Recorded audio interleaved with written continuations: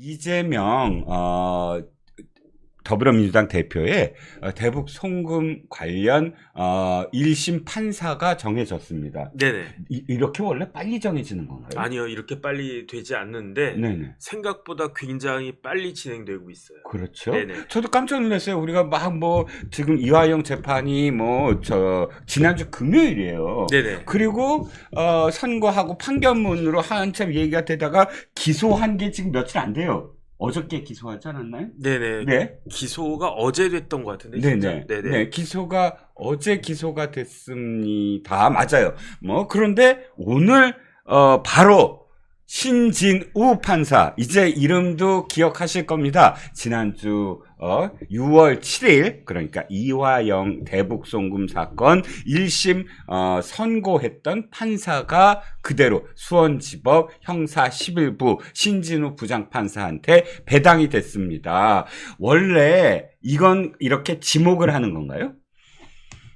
그게 있어요. 뭐가 있냐면은, 네. 그 법관 사무 분담과 사건 배당에 관한 예규가 있어요. 네. 예규가 있는데, 네. 일반적으로는 컴퓨터로 돌리고요. 어허. 그 다음에 특별히 필요하다라고 생각하면, 네. 법원장이나 네네. 아니면 수석 부장판사 있거든요. 네. 그런 그 높은 법원의 그 높은 분들이 네. 딱 찍어요. 이거는 저기 정부장이 해라.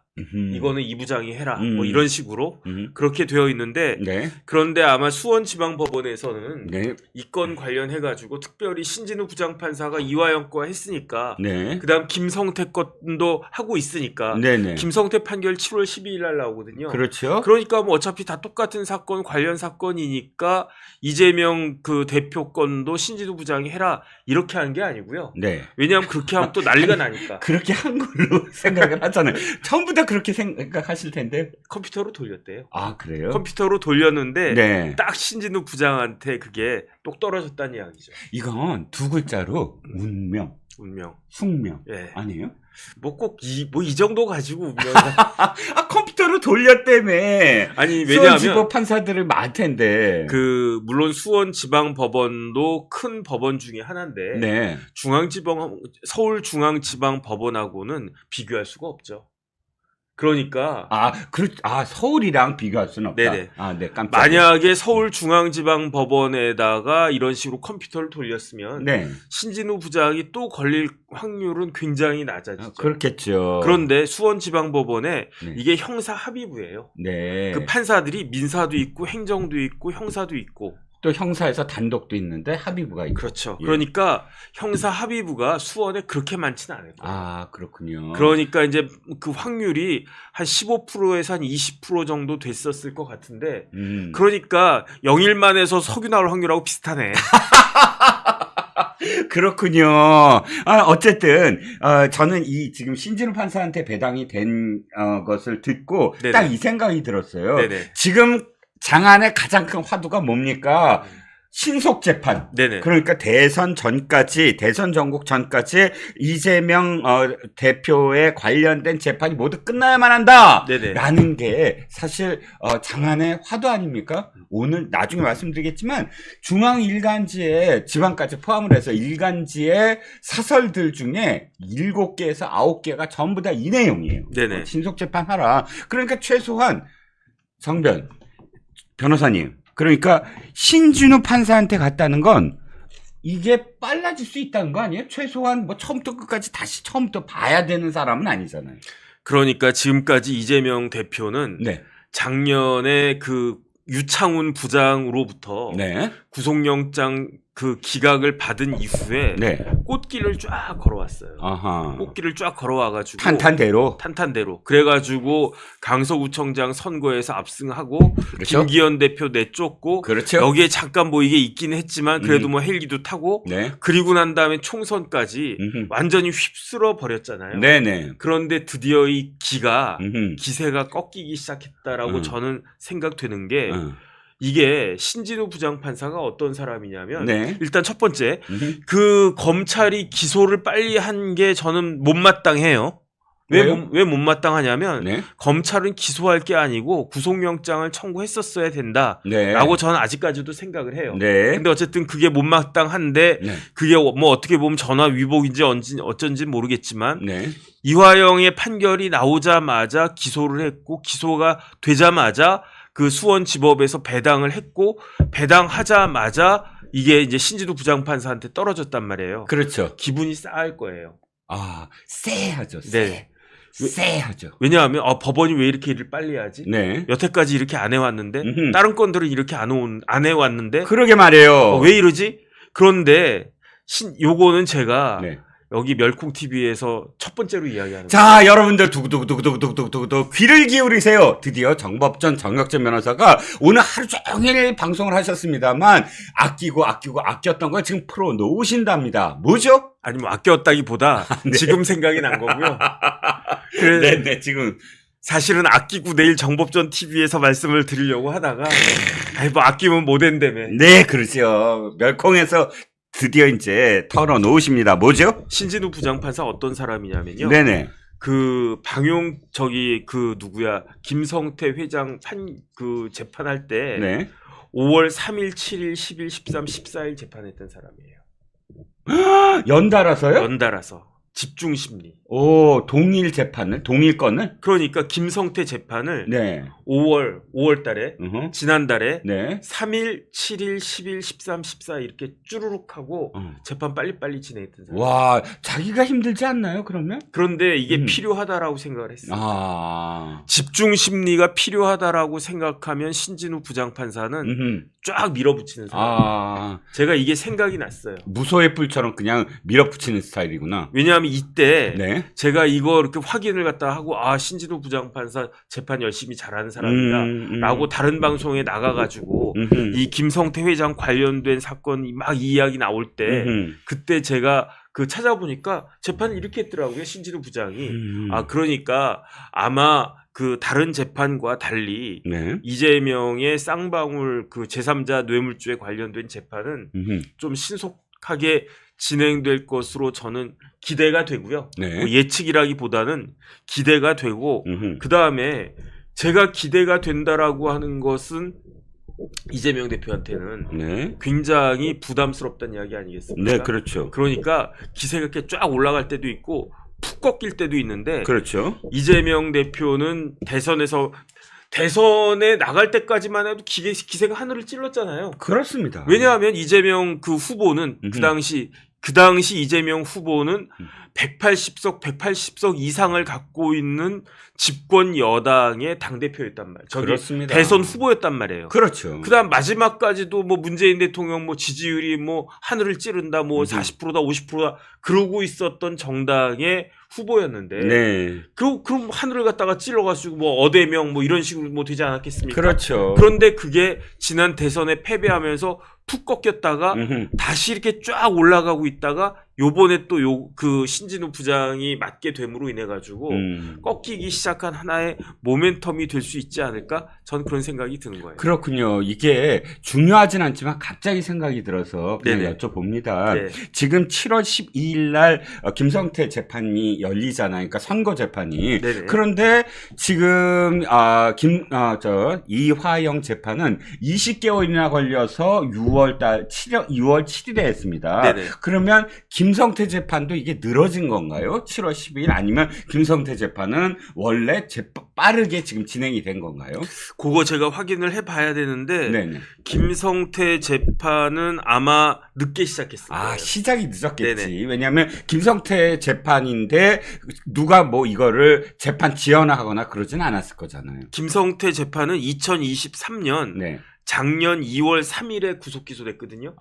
그렇고요. 그러니까 12에다가 지금 7까지 더하면은 17개월 걸린 거예요. 17개월. 그런데 그 이화영 재판은 20개월 넘게 걸린 거죠. 네. 그런데 이화영 재판은요. 네네. 제가 지난번에도 말씀드렸지만 77일이 지연됐잖아요. 그렇죠. 재판부 기피 신청만으로만. 네. 그다음에 그 이후에 뭐 변호인 해임한다 뭐 한다라고 하면서 네. 그러면서 굉장히 제 생각에 생각에 한 4, 5개월은 더 늦어진 거예요. 그렇군요. 정상적으로 진행됐던 것보다 네. 4, 5개월 정도 더 늦어진 거니까. 그렇죠. 그러니까 이재명 대표 재판은 제가 봤을 때 이재명 대표는 무조건 재판을 지연시키려고 아주 뭐 별별 희한한 수를 다 쓸 거고 신진우 부장판사는 그거를 막으려고 또 노력을 갖다가 할 거고. 네. 그래서 얼마나 시간이 걸릴지는 한번 지켜봐야 되겠는데 네. 다른 재판부보다는 훨씬 더 효율적으로 재판을 진행할 것이다. 저는 그렇게 기대됩니다. 네. 신진우 부장판사가 지금까지 한 재판 중에 네네. 굉장히 눈에 띄는 재판이 하나 있더라고요. 바로 은수미 성남시장을 1심에서 법정 구속한 사건. 네네. 예. 이게 굉장히 그때 당시 판결문을 보니까 이번에 이재명 대표가 잘못 걸렸다. 이 네. 생각이 딱 들어요. 판결문에서. 그러니까 만약에 네. 진짜로 재판이 끝날 때 네. 그때 실형을 선고하면서 이재명 대표도 구속시킬 수 있어요. 법정 구속을 시킬 수도 있을 것 그럴 같아요. 가능성이 지금 은수미 성남시장 케이스로 보면 있어 보이는데 네네. 피고는 수사기관에서 법정까지 범행을 반성하지도 않은 채 비합리적 변명으로 일관하면서 범행을 일체 부인하고 있다. 더군다나 부하 공무원의 책임을 전가하므로 엄한 체벌이 불가피하다라고 하면서 2년형을 선고하고 법정 구속을 했단 말이죠. 네네. 이게 확정 판결까지 그대로 갔어요. 네. 그러니까 이 대목이 그대로 이재명 대표하고 딱 똑같은 거 아닌가요? 지금까지 반성 안 했잖아요. 네네. 그리고 지금까지 범행 일체를 부인하고 있잖아요. 네네. 그리고 더군다나 비합리적 변명으로 일관하면서 아이고 이화영이 직인을 나몰래 찍었어요. 이렇게 얘기하고 있지 않나요? 네네. 그럼 그런데 딱 하나만 달라질 거예요. 어떻게요? 형량. 형량. 2년은 어림도 없다. 2년은 말도 안 돼. 말도 안 된다. 네. 그러니까 네. 이거는 한 100억짜리 뇌물 사건이에요. 그렇죠. 그러니까 2에다가 0이 하나가 더 붙든지 네. 최소한 앞에 일자가 하나 더 붙든지 그런 식으로 나올 거지 그냥 2년으로 끝나진 않을 것이다. 미국 같으면 0이 2개 붙는데. 그럴 수도 있어요. 미국은 뭐 몇백 년 형을 때리지 않나요 혹시? 그러니까 저희 미국에 대해서는 네. 조금 뭐라 그럴까 그런 부분에 있어서만 컴플렉스가 생겨나는 거예요. 우리는 무기잖아. 무기보다 나는 300년형 이게 훨씬 더 좀 뭐랄까 법적 그 감정으로 얘기하면 통쾌하다고 표현하면 안 되지만 어쨌든 이게 맺힌 게 좀 풀리는 느낌인 거야. 더 있어 보여요. 그렇죠. 그렇죠. 362년형 네네. 뭔가 있어 보이잖아. 네네. 데이터가 있는 것처럼 네네. 보이잖아. 어찌됐든 김만배도 참 그 형을 언더로 했네요. 그렇죠. 김만배도 했었고요. 네네. 그 다음에 이제 신진우 부장판사는 네. 그 제가 봤을 때는 네. 아마 그 요건 관련해가지고 음흠. 이미 아는 것들이 굉장히 많아요. 아는 것들이 굉장히 많고 네. 결국은 문제가 된 것들이 또 뭐 국정원 문건이 어떠니 저떠니 뭐 쌍방울이 어쩐지 그 이야기 계속 나오지 않겠습니까? 네. 이미 다 한번 해본 거기 때문에 네. 그렇기 때문에 재판 진행이 훨씬 더 빨라질 것이다. 다시 한번 말씀드릴 수 있을 것 같아요. 가장 중요한 건 빨라져야 됩니다. 네네. 이제 또다시 재판 지연하고 하는 것은 정말 있을 수 없는 일이고요. 제가 이제 언론계니까 언론사의 사설이 입을 모아서 같은 내용을 거의 모든 신문들이 낸다라는 게 어떤 의미를 갖는지 저는 알거든요. 한겨레와 경향만 빼놓고 거의 모든 신문들이 사설에서 네네. 다 이렇게 얘기를 합니다. 신속 재판만이 헌정 혼란을 막는다. 왜냐하면 재판이 늦어지면 헌법 84조가 되거든요. 우리나라가 84조 국가가 돼서야 되겠습니까? 그렇죠. 차라리 이재명 무죄를 때리세요. 대법원에서 네. 법리 다 무시하고 증거 다 무시하고 그냥 무죄를 때리는 게 질질질질 이렇게 끌어놓는 것보다 훨씬 나을 것 같고 그 다음에 제가 조금 전에 말이 이렇게 샜었거든요. 네. 무슨 말 하려고 하다 까먹었어. 어허. 근데 그 말이 지금 생각이 났어요. 네. 오늘은 불현듯 떠오르는 게 많습니다. 네네. 오늘은 네네. 왠지 네. 그 2조 심판은요. 네네. 유권자들이 한 게 아니에요. 네. 그러니까 그렇죠. 국민의힘이나 한동훈 비대위원장 포함해가지고 네. 2조 심판 그렇게 이야기하지 마세요. 네. 2조 심판은 누가 하는 것이냐? 네. 법원에서 하는 거예요. 그렇군요. 그러니까 네. 국민의힘 국회의원들은 여의도에서 나와가지고 네. 서초동으로 가야 돼요. 네. 서초동으로 가서 네네. 2조 심판 빨리 해라. 네. 법원에다가. 아. 대법원 앞에서 네. 대법원장 이렇게 딱 그 나오라고 하고 네. 대법원장실 들어가서 네. 빨리 2조 심판해라. 네. 그 다음에 뭐 중앙지방법원 가서 법원장실 들어가가지고 법원장한테 네. 담당 재판부 빨리 좀 쪼아가지고 네. 법대로 좀 재판해라. 네. 공직선거법 벌써 6개월이면 끝나야 되는 거 벌써 몇 년째 하고 있는 거냐. 그렇죠. 법대로 좀 해라. 그 다음에 그렇죠. 위증교사죄 그게 뭐 이렇게 오래 걸리느냐. 네. 빨리빨리 재판 좀 해라. 네. 차라리 무죄를 때려라. 네. 이런 식으로 지금 어차피 여의도는 정치 안 하고 있잖아요. 그렇습니다. 정치할 수 없잖아요. 그렇습니다. 그러니까 국민의힘 108석 가지고 이재명과 조국이 이끄는 네. 192석 상대할 수 있습니까? 아니요. 없잖아요. 네네. 상임위원장 다 내준다면서요. 그렇습니다. 그러니까 네. 제가 봤을 때 여의도 다 떠나가지고 네. 지금 국민의힘 국회의원들은 서초동으로 와야 돼요. 그렇습니다. 지금 국민의힘 당선인들이 네네. 국회의원들이 사실 잘못한 게 하나 있어요. 국민들한테 2조 심판 해달라라고 하는 게 아니라 네. 서초동에 가서 네. 2조 심판을 법대로 해라. 그렇죠. 라고 얘기를 해야 된다. 이 말씀이시잖아요. 아, 그런 이야기를 왜 제가 합니까? 제가 뭐 국회의원입니까? 제가 그렇죠. 뭡니까? 예. 저 아무것도 아니잖아요. 그렇습니다. 그런데 왜 제가 침 튀겨가면서 이런 이야기 합니까? 그렇죠. 이런 이야기는 누가 해야 되느냐? 네. 국회의원님들이 하셔야 되는 거고 네. 그거 하라고 우리 유권자들이 뽑아준 거 아니겠습니까? 그렇습니다. 그러니까 답은 자명하네요. 네네. 지금 민주당이 법대로 하겠다라고 하면 네. 국민의힘도 법대로 해달라라고 해야 됩니다. 그렇죠. 어디다 대고 서초동에다 대고 그래야 정치가 바로 서고 제대로 된 정치를 할 수 있습니다. 그건 서초동이 심판을 제대로 해야 됩니다. 그렇죠? 네. 그 다음에 대한민국의 운명이 네. 신진우 부장판사에게 달려 있다는 생각도 들어요. 아이고야. 그렇군요. 네네. 맞습니다. 지금 다른 재판이 3개나 있지만 그럼에도 불구하고 지금 신진우 판사한테 기대를 거는 건 신진우 판사가 이화영과 관련된 선고를 판결문에서 봤더니 참 공정하고 네네. 참 꼼꼼하고 참 투명하게 정말 이 재판을 이끌었다라는 생각이 들더라고요. 아니 그러니까 재판을 5월 3일, 7일, 10일, 13일, 14일 쭈루룩 집중심리. 집중심리. 그렇죠. 집중심리 누가 해야 됩니까? 서울중앙지방법원에 공직선거법 담당했던 강규태 옛날 부장판사. 아, 그 사람 그 사퇴했잖아요. 사표. 지금 그 담당하고 있는 그런 김동연? 부장판사. 이런 사람들이 집중심리 해가지고 빨리빨리 선고를 갖다가 해야죠. 그러니까 예. 좀 그 신진우 부장판사가 네. 그 강규태나 지금 맡고 있는 부장판사나 김동연 부장판사나 보다 다 후배거든요. 그렇죠. 후생이 가외라. 네네. 그러니까 어쨌든 조희대 대법원장이 네네. 정말 뭐 의도하지 않았던 신의 한 수였다. 결과적으로는 2월 달에 바로 신진우 부장판사가 이 인사 이동을 해야 되는 그런 시점인데 네네. 유임을 시켰다. 네. 물론 나중에 봤더니 신진우 부장판사가 내가 이 사건만큼은 결론을 내고 가겠습니다라고 요청했다는 얘기도 있지만 어찌됐든 인사권을 가지고 있던 조희대 대법원장의 이 신의 한 수가 여기까지 왔다라는 네네. 생각이 또 드네요. 아니 판사가 저 정도 자존심 있어야지 저런 자존심도 없으면서 무슨 판사를 갖다가 합니까? 저는 어쨌든 그런 생각합니다. 그렇죠. 자, 네네. 우리가 그 심판에 대한 얘기를 했는데 선수에 대한 얘기를 좀 해봅시다. 네네. 즉, 이 칼과 그러니까 창과 방패가 이제 법원에서 피 튀기게 아마 또 다시 챙챙거릴 텐데 이재명도 발빠르게 변호사를 선임을 했더라고요. 네네. 7명을 선임을 했습니다. 우리가 다 아는 이름이던데요. 그런데 좀 황당했어요. 황당. 네네. 뭐가 황당하셨어요? 변호사가 될 수 없는 사람을 변호인으로 세워가지고 당황해서 그런가? 저는 그런 생각이 들었어요. 왜요? 누구를 변호사로 세우면 안 되는 건가요? 일단은 네. 제가 네네.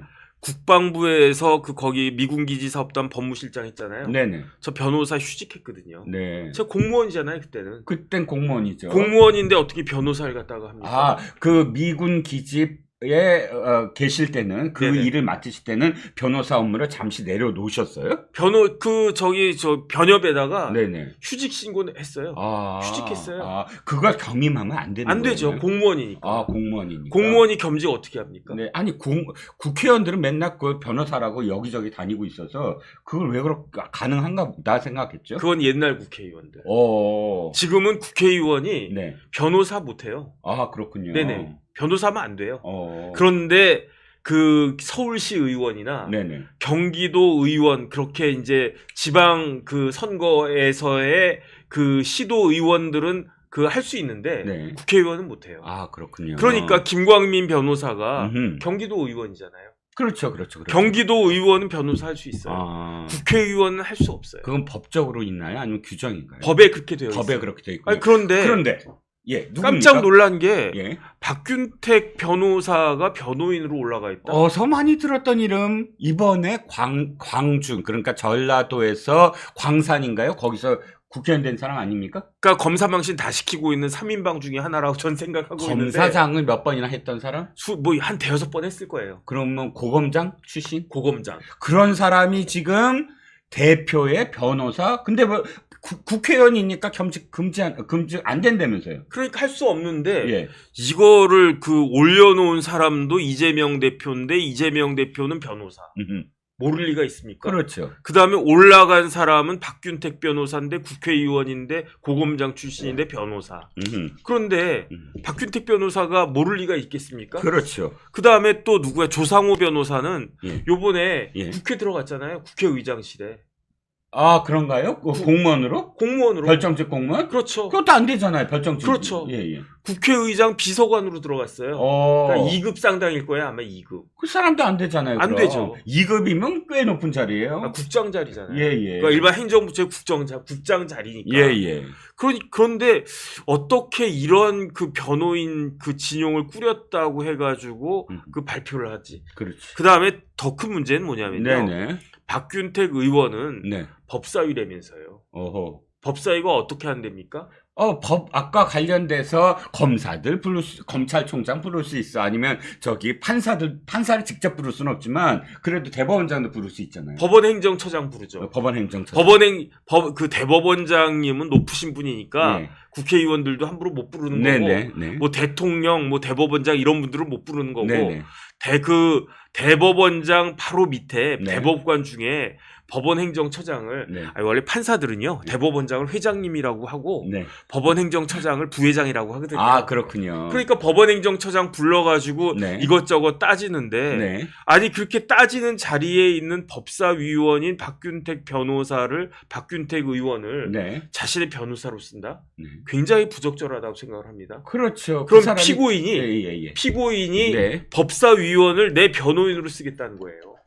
그 발상이 어떻게 가능하지요? 그러니까 전 참 희한하다. 그렇기 때문에 네. 이거는 둘 중에 하나가 아닌가. 첫 번째는 어떤 거요? 정신이 없어서. 아하. 내가 지금 기소가 됐어?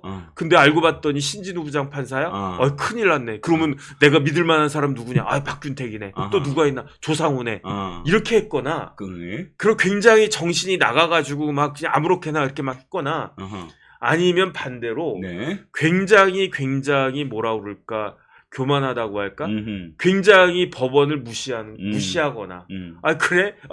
나를 갖다 기소했어? 그래? 그 재판부가 신진우 그 부장판사야? 좋아.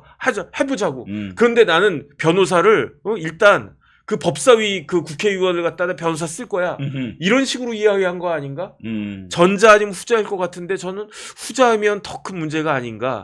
지금 뭐 그런 생각이 듭니다. 전자일 가능성도 되게 높아 보입니다. 이재명 보니까 어저께 최고위원회에서도 거의 멘탈이 붕괴된 상태로 고함을 질렀다고 하는데 네네. 저는 한 사람 이름이 더 떠오릅니다. 누구요? 이태형. 우리가 아는 그 이태형이 이태형 맞나요? 맞습니다. 그러면 그 이태형, 그러니까 쌍방울 김성태 회장에게 전화를 바꿔준 사람. 네네. 비비안과 쌍방울이 합병을 할 때 펀드와 펀드 맞죠? 어떤 펀드와 관련돼서 변호사비 대납. 의혹이 생겨난 바로 그 사람 네네. 아닙니까? 네네. 그 사람을 또다시 등장시켰다는 건 이게 그거다. 어게인 2018 아닌가요? 다시 한번 대법원에서 공직선거법 위반을 무죄 확정을 시켰던 바로 그 주역을 다시 한번 변호사로 씀으로써 그때처럼 무죄를 한번 받아보자 이런 건가요? 그런데 네. 이태영 변호사가 어떤 사람이냐면요. 네. 그 18년도 네. 공직선거법 위반죄 사건에서 네네. 1심을 맡았고 음흠. 항소심도 맡았고 네. 대법원은 빠졌어요. 1승 1패였다 그러면. 그 다음에 그 파기환송심까지 했던 사람이에요. 그러니까 그 이재명 대표가 네. 가장 신뢰하는 변호사가 그 누구냐면은 네. 그 LKB고요. LKB는 1심, 2심, 대법원, 파기환송심까지 다 했던 그 법무법인이 예. LKB의 이광범 변호사라고 있는데 네. 그 양반을 아마 제일 그 신뢰를 갖다가 했을 거고 네. 그 다음으로 이 재판에 그 제일 많이 관여했던 데가 네. 그게 바로 이태영 변호사예요. 그렇군요. 그러니까 그 이태영 변호사가 이재명 대표하고는 무지하게 그 가까운 사이다. 네. 이재명 대표가 굉장히 신뢰하는 그런 사이다. 그런 변호사가 다시 또 등장했다. 이렇게 볼 수 있을 것 같습니다. 그렇군요. 자, 그러면 이건 좀 논외의 얘기지만 네네. 이것 좀 여쭤볼게요. 아니, 도대체 상식적으로 납득이 안 가는 게 지금 거론되는 사람들도 사실 뭐 국회의원 빼놓고 뭐 국회의원 겸직을 한다고는 걸 다 빼놓고 생각을 하더라도 이 사람들한테 들어가는 돈이 어마어마할 텐데 생각해봤더니 지금 내내 2년 동안 뭐 계속 재판이 열렸잖아요. 네네. 그럼 그 변호사비가 다 어디서 난 거죠? 그거 모르죠, 뭐. 그러니까 이 올해 또 말에 그러니까 그 재산 변동을 유심히 또 지켜봐야 되나요? 아니 어마어마하게 4개의 재판이 들어가면 거기에 들어가야 되는 변호사들이 아무리 중복된 사람이 있다고 하더라도 네네. 돈이 계속 들어가야 되는 거 아닌가요? 그렇죠. 그런데 어떤 변호사를 선임하느냐, 또 변호사를 몇 군데나 선임하느냐, 그런 부분들이 굉장히 중요할 텐데 굉장히 중요한 말씀을 하셨어요. 왜냐하면 이재명 대표의 재산은 항상 공개될 수밖에 없죠. 네. 경기도 지사할 때도 공개될 수밖에 없고, 네. 그 다음에 이제 대선 후보일 때도 공개될 수밖에 없고, 그렇습니다. 그 다음에 국회의원 됐을 때도 마찬가지고, 네. 그 다음에 제가 지금 최근에 요번에 그 국회의원 선거 나왔을 때는 네. 30몇 억으로 기억해요. 어허. 그러면 작년에는 얼마였나, 재작년에는 얼마였나, 이거 한번 누가 좀 조사해 보면은 뭐 나름대로 그런 그 결론이 나올 수도 있지 않을까. 그렇죠. 저는 그런 생각이 듭니다. 박균택 같은 사람들은 다 이런 거 아닐까요? 지금 공천을 줬으니까 이제부터 한 수십 년 동안은 무료 변론해도 돼. 뭐 이런 거 아닌가요? 제가 법 알 못이라 그냥 지금 드리는 말씀입니다. 그거는 뭐 당사자가 하기 나름일 것 같습니다. 네네. 그렇죠. 자, 넘어가 보겠습니다. 네네. 자, 변호사들 얘기는 그렇다 치고, 지금 보니까, 오늘, 정법전에서도 그 말씀을 하셨지만, 참, 궁금한 게 있어요. 정법전에서 오늘 쫙 말씀하셨죠. 국정원 문건. 네네. 조금만 정리를 해주시면 네. 국정원 문건이 결정적인 이화영 선거에서 결정적인 어떤 역할을 한 부분이 있다. 그리고 국정원 문건이 사실 지금 이 뉴스타파 조작 방송으로 알려져 있는 뉴스타파나 혹은 지금도 이 민주당 쪽에서 주장하는 그 문건 말고도 굉장히 중요한 문건들이 있다라고 오늘 좀 정리를 해주셨잖아요. 글쎄요, 제가 이제 국정원 문건들 나온 걸 쭉 봤더니 네네. 똑같은 내용을 가지고 어떻게 이렇게 반대로 해석이 될 수 있나. 일단 그런 생각이 들어요. 네네. 국정원 문건 저는 뭐 한두 건밖에 없는 줄 알았는데 기사 보니까 요번에 재판에서 그 드러난 국정원 문건이 무려 45건인가 그렇다는 이야기를 제가 얼핏 본 것 같아요. 그렇군요. 그런데 그 중에 이제 대표적으로 네.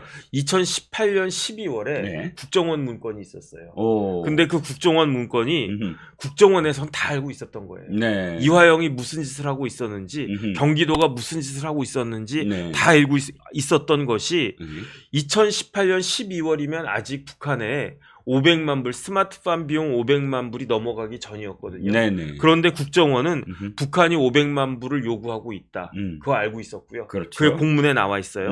그 다음에 그 500만 불은 황해도의 시범농장 사업자금으로 추정이 된다. 그러니까 이 시범농장 사업자금이라고 하는 게 스마트팜 자금이라는 거거든요. 네네. 그러니까 그 이화영 부지사가 그 이화영이 2018년 7월에 부지사가 된 다음에 네. 10월 달에 쪼로록 북한을 달려가요. 네. 북한 달려가가지고 누구를 만났냐? 김영철을 만나요. 네. 높은 사람 김영철 만나가지고 뭐 이러이러하게 뭐 앞으로 뭐 이제 대북 사업은 뭐 안부수랑 같이 하겠습니다. 뭐 저 앞으로 잘해봅시다. 이렇게 큰 틀에서 그냥 총론적인 이야기를 하고 강론적인 이야기는 누구랑 이야기하느냐? 네. 2018년 10월에 북한 가가지고 김성해하고 이야기를 합니다. 네네. 그런데 김성해하고 만나가지고 무슨 이야기를 갖다가 하느냐? 네. 남북 공동 운영 시범농장 그 사업을 네. 적극적으로 추진하겠다라고 합의하고 오는 거예요. 이게 스마트팜인 거거든요. 그렇죠. 그다음에 네. 그래서 이화영 부지사가 그 평양 갔다 와가지고 네. 서울에서 뭐라고 이야기하느냐? 네. 경기도는 황해도 지역 농장 하나를 농림복합형 스마트팜 시범농장으로 지정하고 개선하는 사업에 참여하기로 했습니다. 이렇게 발표를 하는 거예요. 네. 그러니까 이거는 누가 뭐라고 해도 스마트팜은 경기도 사업이었다는 거죠. 그렇죠. 그 다음에 여기에 500만 불이 들어갔다는 거죠. 그런데 이 500만 불을 경기도에서 조달하지 못했다는 거죠. 그렇죠. 그러니까 이 500만 불을 쌍방울에서 어쩔 수 없이 조달할 수밖에 없었다는 거죠. 네. 그런데 지금에 와가지고 국정원 문건이 이런 문건이라고 저는 생각이 되는데 그런데 민주당에서는 이 국정원 문건을 두고 그 뜬금없이 아 봐라 이거는 그 쌍방울에서 한 사업 아니냐 이 문건을 보니까 이런 식으로 이야기를 하는데 그게 말이 되느냐? 전 처음에 그런 생각이 들고요. 그렇죠. 그다음 이제 두 번째로 네. 한 가지만 더 말씀을 드리면 네. 여기서 박지원 국회의원이 딱 등장해요. 네네. 박지원이 어떤 사람입니까? 2020년 7월부터 2022년 5월까지 네. 국정원장을 했던 사람이에요. 그렇죠. 박지원 그 의원의 페이스북에 들어가 보면 저 오늘 아침에도 찾아봤는데 네. 국정원 문건 어디에도 이재명 대표의 방북 비용과 관련해서 네. 언급된 바가 없다. 아하. 그러니까 이재명은 무관하다. 이런 식으로 페이스북에다가 올려놨거든요. 그렇죠. 언제 올렸냐면 6월 7일 날 올렸어요. 네. 그 이화영 부지사 그 판결 나오자마자. 네. 그런데 2019년 10월에 국정원 문건을 보면 네. 어떻게 되어 있느냐? 네. 이재명 대표의 2심 판결이 무죄에서 저기 벌금 300만 원으로 그 나왔단 말이에요. 네네. 그게 언제냐면 2019년 9월 6일이었어요. 그렇습니다. 그런데 그 국정원 문건에 이재명 대표 2심 판결 이후에 방북 추진은 요원해졌다. 이런 내용이 있단 말이에요. 그렇죠. 그 이야기 이걸 갖다가 들면서 박지원 의원은 아, 방북 추진 요원해졌으니까 이재명 대표는 방북 추진한 거 아니야. 이런 식으로 이야기를 갖다가 하는데 이 말을 저는 어떻게 해석이 되냐면 이재명 대표의 2심 판결 이전에는 북한 가려고 무지하게 노력을 했었는데 네. 판결이 그렇게 나오는 바람에 어려워졌다. 저는 이렇게 해석이 되거든요. 그렇죠. 그런데 이런 그 국정원 문건을 두고 왜 박지원 전 원장은 국정원 문건 어디에도 이재명의 방북 비용에 대해서 언급이 없다라고 이야기하는지. 그렇죠. 방북에 대해서 지금 언급하고 있잖아요. 네네. 어쨌든 저는 그런 생각이 들었습니다. 그렇습니다. 자, 오늘 지금 정혁진 변호사도 다른 데서 이야기하지 않은 부분을 불현듯 떠올리고 말씀을 하셨듯이 저도 다른 데서 이야기하지 않은 것을 네네. 불현듯 말씀을 드리고자 합니다. 네네. 자, 정리를 좀 해볼게요. 국정원 문건은 40개가 넘다고 말씀하셨잖아요. 네네. 지금 박지원은 그 중에 하나를 갖고 마치 그게 전부인 양 얘기하는데 나머지 문건 중에 가장 중요한 문건이 하나 있어요. 뭐요? 그게 뭐냐면 안부수를 중심으로 한 이야기예요. 네네. 안부수는 지금 그러니까 이 경기도에서 아태 평화위원회를 맡기 전에 이미 북한에 수시로 드나들던 요 주의 인물이에요. 네네. 그러니까 북한의 브로커나 북한의 공작원들과 만나는 사람. 그렇다면 우리나라 국정원이 계속 주시할 수밖에 없는 사람이에요. 네네. 그런데 이 사람이 경기도에 지금 큰 사업을 맡게 돼요. 그러면 당연히 안부수와 관련돼서 그 요원이 있잖아요. 네네. 상대하는 카운터파트 요원이 네네. 계속 보고를 받을 수밖에 없어요. 네네. 보고를 받고 근데 더 중요한 건 뭔지 아세요? 이 사람이 만나는 저쪽 북한 루트에 누구냐 이걸 국정원 다 파악하고 있잖아요. 네네. 그러면 이 안부수 이외에도 이 국정원에서 이 사람들과 상대하는 사람들이 있어요. 그러면 그 똑같이 여기서 벌어지는 일에 대한 보고를 받지 않더라도 이 사람이 만나고 있는 저쪽 카운터파트들과의 이 상황들이 체크가 되거든요. 네네. 이중으로 체크가 되잖아요. 네네. 그리고 거기에 네 호남을 상대로 하는 우리 쪽 요원이 있어요. 네네. 뭐 A라고 제가 그냥 익명으로 하면 네. 이 사람이 굉장히 결정적으로 많은 문건들이 생성해요. 그게 굉장히 중요한 문건이에요. 네네. 이 사람, 그러니까 이게 지금 옛날에 무슨 사건, 왜 영화도 됐죠? 네네. 흑검성 사건인가요? 네네. 그 사건에 등장하는 인물들 중에 하나예요. 그래서 상당히 당시에 국정원은 내밀하게 진행되는 상황을 다 파악하고 있었어요. 네네. 당연히 문재인 정부니까 더군다나 그것들이 다 문서화됐고 네. 다 문재인 정부에서도 파악을 하고 있었다라고 봐야 돼요. 네네. 그러면 지금 이야기되는 많은 어떤 상황들 속에서 마지막 건이 뭐냐면 이 국정원의 IO 정보원 하나가 국정원의 경제협력국 직원을 만나서 아이고 이렇게 지금 이 상황들은 지금 쌍방울이 주가를 나노수 주가를 굉장히 이렇게 뻥튀기 하기 위해서 한 거다라는 식의 정보를 첩보 차원에서 받고 그 문건을 올렸는데 그 문건 정보로 바뀌기 그 전 그러니까 국정원이 실제로 검증을 해서 이건 이렇다라고 국정원의 의견을 담아야 그게 정보가 되잖아요. 네네. 근데 정보가 되지 아니한 첩보 단계에 네네. 그 문건을 갖고 마치 쌍방울이 다 이거는 주가 조작을 위해서 한다라고 호도하는 네네. 그리고 박지원 같은 경우도 그 문건만 갖고 이야기하는 그런 상황이 됐다는 거죠. 네네. 예, 그래서 좀 길었지만 어쨌든 제가 갑자기 그게 떠올라서 잠시 좀 소개를 시켜드렸고요. 자, 시간이 굉장히 많이 흘러서 조금만 저기를 해보면 어디까지 말씀을 드렸더라. 자, 김성태가 지금 가장 중요한 게 저는 이거 같습니다. 이제 제가 변호사님께 여쭤보는 건 이거예요.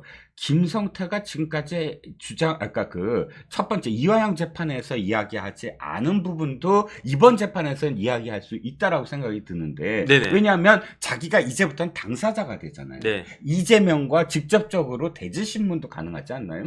대질 했을 거예요. 이미? 네네. 이재명이 거부할 수도 있고 그러지 않나요? 이화영이 그러니까 지금 아니고 이재명이 피고가 되잖아요. 네네. 피고인이 되니까. 제가 상상하는 장면은 이거예요. 이재명은 가끔 이러잖아요. 유동규한테 직접 신문을 하잖아요. 네네. 자기가 직접. 그러니까 당신 그 얘기 맞아? 재판 과정에서.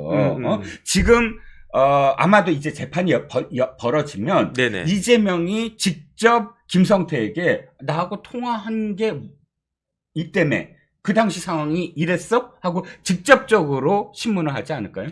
이럴 거예요. 네. 김성태 회장이 증인으로 나올 거고, 네. 그 증인 신문을 이재명의 변호인 측에서 할 건데, 네. 이재명 대표가 답답하다라고 하면서 본인이 직접 증인 김성태한테 이것저것 물어보는 일이 발생될 수도 있을 것 같아요. 예. 네. 그러면 김성태도 거꾸로 얘기하면 네네. 지금까지의 진술이나 증언보다 훨씬 더 구체적인 어떤 정황이 나오지 않을까요? 그럴 수도 있어요. 예. 왜냐하면 구체적으로 그걸 탄핵하려고 네네. 집요하게 물어보면 그럴수록 구체적으로 명확하게 그 당시 상황을 설명할 수밖에 없지 않느냐. 그럴 수도 있는데 네네. 저는 어떤 생각이 드냐면 이재명 대표가 실수할 가능성이 많아요. 아하. 저는 그렇게 보여져요. 네. 그냥 가만히 있으면 되는데 네. 이재명 대표가 막 마음이 급하고 이렇게 몰린다라고 생각하면서 네. 내가 앞에 나가가지고 김성태한테 물어봐야지 하면서 질문하다가 네네. 그러다가 말실수 과정에서 진실을 이야기하게 되는 그런 경우가 있을 수 있지 않을까 저는 그런 생각이 드는 거죠. 그렇죠. 더군다나 지금 이재명과 민주당은 김성태를 조폭 나부랑이 거의 그 수준으로 지금 공격을 하고 있잖아요. 그 다음에 다른 걸 다 떠나가지고 지금 이재명 대표가 공직선거법 재판 받고 있잖아요. 받을 필요가 없는 재판을 받고 있는 거예요. 왜냐하면 김문기 처장 알았다 몰랐다 그 이야기 안 했으면 그러면은 지금 이런 거 받겠습니까? 그 다음에 백현동 관련해가지고 종상향 4단계 그거 국토부 협박이 있었다라는 말을 할 필요가 없는 거잖아요. 공개적으로 했잖아요. 그냥 국정감사에서. 그냥 가만히 있습니다. 뭐 알겠습니다. 뭐 추후에 검토해가지고 이야기하겠습니다. 뭐 잘 기억이 안 납니다. 요렇게만 이야기하면 되는 거를 네네. 먼저 적극적으로 나가가지고 뭐 국토부에서 뭐 협박을 했느니 안 했느니 이렇게 말실수를 하는 바람에 지금 만들어진 일이 그게 공직선거법이거든요. 그렇죠. 이런 일들이 저는 또 초래될 수 있다. 다시 또 발생할 수 있지 않을까. 저는 그런 생각이 들고요. 네. 그 다음에 이런 것들 관련해가지고 재판부가 네네. 일목요연하게 정리를 했어요. 어떻게 어때요? 정리를 갖다가 했냐면은 네. 쌍방울은 2018년 12월 이전에는 다시 말해서 2018년 11월에 이화영으로부터 김성태가 이화영으로부터 네. 500만 불 좀 이렇게 해결해 달라라고 이렇게 부탁받기 전까지는 네. 쌍방울은 네. 북한에 네일을 제공하는 정도. 아하. 그러니까 북한 사람들이 지금 헐벗고 있으니까 예. 쌍방울에서 만든 네일을 뭐 남는 네일 좀 제공하자. 네. 또는 평양에다가 쌍방울 매장 내자. 요런 정도의 사업 계획만 있었지 대북 사업은 전혀 없었다. 아하. 이게 재판부가 정리한 거예요. 예. 그다음 두 번째로 네. 자원개발 사업은 얼마나 힘든 겁니까? 그건 우리 지금 영일남만 앞바다 얘기만 들어도 사실 이게 얼마나 힘든 일인지 알 수 있잖아요. 그러니까 영일만 20%면은 20% 막 그러니까 이제 이재명 대표는 가능성이 20%다. 그럼 안 될 가능성이 80%다. 그러면 안 해야 되는 거 아니냐? 뭐 이런 뉘앙스 아니겠습니까? 그렇죠. 자원 개발이라고 하는 건 이런 거잖아요. 네. 그런데 네. 우리나라에서 자원 개발하는 것도 확률이 20%면 높다라고 하는 건데 네. 북한에서 자원 개발하는 거에 확률은 몇 프로겠습니까? 그렇죠. 일단 그것이 있냐 없냐였던 퍼센티지도 중요하지만 자원 개발에서 그것을 경제성 있게 운반하고 캐내고 하는데 SOC가 필요하잖아요. 그렇죠. 기본적으로 철도가 제대로 깔려야 되고 전기가 계속 공급돼야 되고 그런데 북한은 그런 게 전혀 없으니까 어마어마하게 투자를 해야 되고 그걸 깔아야 돼요. 그러니까 이제 영일만에 석유 나올 확률이 20%라고 하면 네네. 북한에서 자원 개발해가지고 경제적으로 성공할 확률 20%에서 0 하나 빼야 돼요. 그렇죠. 그러니까 네. 제대로 정상적인 사람이라고 하면 네. 이러한 불투명한 사업 대북 자원 개발 사업에 네. 뛰어들었겠냐는 거죠. 재판부 입장에서는. 그렇죠. 그런데 쌍방울이 뛰어들려고 했다라고 하는 것은 뭐가 있었다? 경기도가 있었다. 그러니까 네네. 재판부는 이화영으로부터 스마트팜 비용 대납 관련해서 제안을 받고 그 다음에 그 제안을 수락함으로써 비로소 김성태와 쌍방울이 대북 사업을 추진하게 됐던 것이었다. 네. 그러니까 쉽게 말하면 대북 사업의 주체는 쌍방울이 아니고 그렇죠. 경기도였다라고 생각을 갖다 하는 거고요. 그렇죠. 그게 왜 그러냐? 지금 보면은 쌍방울은 아예 그 2018년 12월까지는 북한에 대해서 별 관심도 없었고 네. 북한에서 자원 개발하는 건 성공 확률이 극히 드물기 때문에 네. 희박한 거기 때문에 경기도 등과 같은 아주 든든한 뒷배가 없으면 감히 시도조차 못하는 거고 그 다음에 쌍방울이 어떤 네. 회사입니까? 네이 만드는 회사잖아요. 그렇습니다. 그런데 무슨 협동농장 이런 스마트팜 이런 것과 관련해서 경험이 있습니까? 기술이 있습니까? 아무것도 없었잖아요. 네. 그러니까 결론은 뭐냐면은 그 신진우 부장판사가 내린 결론은 뭐냐면은 그렇기 때문에 이 북한에 넘어간 돈의 사업의 주체는 경기도였던 것이다. 이렇게 결론이 나오고 있는 거예요. 그렇죠. 간단하게 정리를 하면 경기도와 이재명이 아니었다면 쌍방울이 총 맞았냐?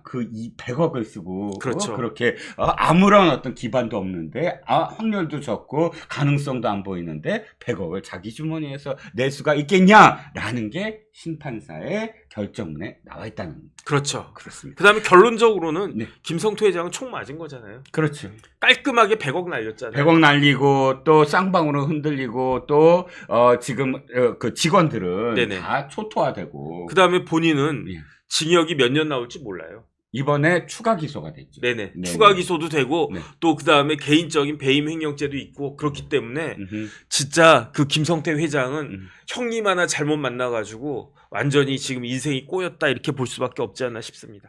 우리 재명이의 구속을 위하여 다시 한번 브라보!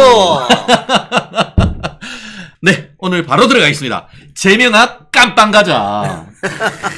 어느 깜빵? 수원구치소. 맞습니다. 수원구치소 갈 가능성 상당히 높아지지 않을까 싶은데요. 새 아파트로. 그렇죠. 제가 얘기를 하고 있는데요. 이제 명이 다 했다. 아, 네. 그러네요. 이제 명이 다 했네요. 네, 이제 명이 다 했죠. 네. 네, 제명아 깜빵 가자. 네.